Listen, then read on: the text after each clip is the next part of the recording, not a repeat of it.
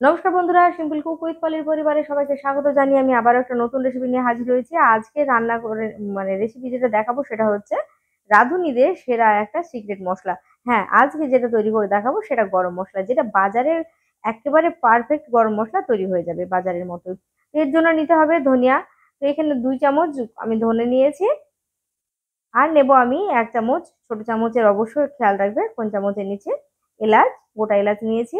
আর নেব এখানে 1 চামচ জিরে, গোটা জিরে নেব। প্রায় 10 থেকে 12 গ্রাম মতো দারুচিনির টুকরো। তারপরে নিয়েছি 3টে বড় এলাচ। এখানে জায়ফল নিয়েছি, সেটাকে 4 ভাগের 1 ভাগ নেব, দেখতে পাচ্ছ নিয়ে নিয়েছি, না হলে গোটা দিলে অনেক বেশি কড়া হয়ে যাবে আর একদম ভালো হবে না। আর নিয়েছি এখানে জয়িত্রী, জয়িত্রী থেকে আমি এখানে 2টো নিয়েছি। আর নেব 1 চামচ লবঙ্গ। আর নেব 1 চামচের কম এখানে নেব গোলমরিচ, গোটা গোলমরিচ নিয়ে নিয়েছি। আর দেবো এখানে প্রায় 10টা মতো শুকনো লঙ্কা। আর এখানে দেখো তেজপাতা নেবো। পাতাটা এখানে বড় রয়েছে, তাহলে কিন্তু তোমরা মাঝারি নিতে পারো, প্রায় 8-10টা মতো। তো আমি এখানে তেজপাতা নিয়েছি, প্রায় 6 থেকে 7টা মতো রয়েছে। এবার হচ্ছে চলে যাব, কড়াইটাকে প্রথমে গরম করে নেব।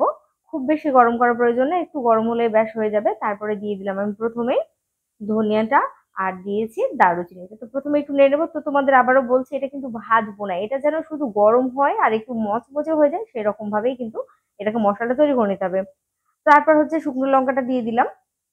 আমি আবারও বলছি, এখানে কোনো রকম কালার চেঞ্জ হবে না। দারুচিনি গুলো বড় রয়েছে, তাই জন্য আমি একটু ছোট ছোট টুকরো করে নিচ্ছি, যাতে করে মশলাটা গুঁড়ো করতে আমার অনেক সুবিধা হয়। এখানে যদি কেউ কড়া রোদে টানা রোদে দিয়ে মশলাটা করতে পারো তাহলে খুবই ভালো হয়।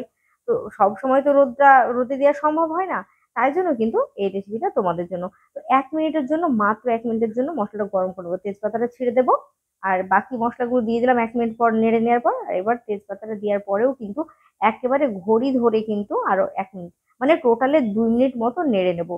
তেজপাতাগুলো ছোট করে দিলাম, যাতে করে মশলাটা ভাজতে এবং গুঁড়ো করতে অনেক বেশি সুবিধা হয়। তো অবশ্যই কিন্তু খেয়াল রাখবে, এই টিপস গুলো খেয়াল রাখলে পরে তোমাদের মশলাটা দেখবে বাজার থেকে যে মশলা নিয়ে আসো তার সাথে কম্পেয়ার করবে, দেখবে একই রকম হবে। তো অবশ্যই অবশ্যই খেয়াল রাখবে।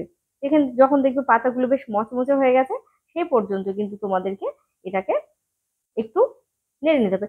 দেখতে পাচ্ছ যে আমি হাত দিয়ে কিন্তু মশলাটা নাড়ছি, খুব বেশি এটা গরম হবে না। তো গ্যাসের ফ্লেমটা বন্ধ করে দিলাম, আর হচ্ছে এটাকে একটা জায়গাতে ঢেলে নিয়ে ঠান্ডা করে নেব।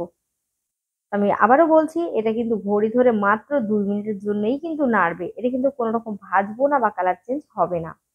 দেখেছো কতটা মচমচে হয়ে গেছে। এবার এটাকে একটু ঠান্ডা করে নেব, ঠান্ডা করে নিয়ে তারপর পুড়িয়ে নিতে হবে। দেখো এখানে ঠান্ডা হয়ে গেছে, বেশ মচমচ করছে, আর সবটাই কিন্তু হাতে দেখো ভেঙে যাচ্ছে, তেজপাতা বিশেষ করে তেজপাতাটা কিন্তু ভালোভাবে মচমচে হয়ে গেছে। এবারে হচ্ছে একটা মিক্সার গ্রাইন্ডার নিয়েছি আর দিয়ে দিচ্ছি। তোমরা যদি এইভাবে বাড়িতে মশলাটা তৈরি করে নাও, তাহলে কিন্তু দেখবে তোমাদের খরচ অনেক কমে যাবে। আর যে কোনো রান্নাতে কিন্তু তোমরা এটা ব্যবহার করতে পারবে, স্বাদ কিন্তু দুর্দান্ত হবে। তো দেখো এখানে আমি ফাইন পেস্ট গুঁড়ো করে নিলাম। তারপর যে কোনো একটা এয়ারটাইট কৌটোতে রেখে তোমরা কিন্তু অনায়াসে ব্যবহার করতে পারবে। তা এইখানে একটা এয়ারটাইট কৌটোতে আমার সাধারণত এই কৌটোতে নিচ্ছি। তোমরা যে কোনো একটা কৌটোতে এয়ারটাইট কৌটো অবশ্যই ব্যবহার করবে। প্রিয় দর্শক বন্ধুরা, যদি তোমাদের এতটুকু ভালো লাগে, এতটুকু উপকার লাগে, তো তোমাদেরকে অনুরোধ করব তোমরা ভিডিওটি প্লিজ একটু লাইক করে দিও, আর চ্যানেলটি সাবস্ক্রাইব করো, আর যদি পেজ থেকে দেখো ফলো করে দিও।